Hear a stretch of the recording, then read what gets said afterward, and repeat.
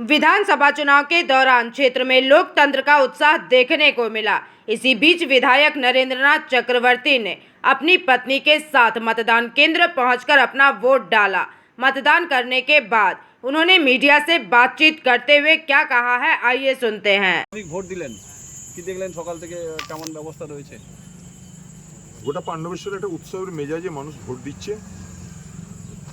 প্রখর রৌদ্রতাপকে উপেক্ষা করে মানুষ লাইনে দাঁড়িয়ে আছে। আমি দেখলাম জিএমপি সাহেব সস্ত্রীক সাতটা থেকে ছুটে এসছেন এখানে ভোট দেওয়ার জন্য। মানুষ এবারে জানে এসআইআর মানুষকে একদম শক্ত করে দিয়েছে যে মানুষ ভোট দেবে এবং মানুষ নিজের ভোট নিজে দেবে। এভাবে এত বড় লাইন এবং এত মানুষের উৎসাহ আগে কখনো দেখা যায় না। দেখুন, এখনো পর্যন্ত তো সেরকম কোনো খবর নেই। সন্তুষ্ট বলবো না, তবে এখনো পর্যন্ত কোনো খবর নেই। আমাদের মানুষজন তৈরি আছে। আর সবচেয়ে বড় কথা, এটা বাংলার মাটি, মা মাটি মানুষের মাটি। मंथन पासवान की रिपोर्ट, पीवीटीवी न्यूज।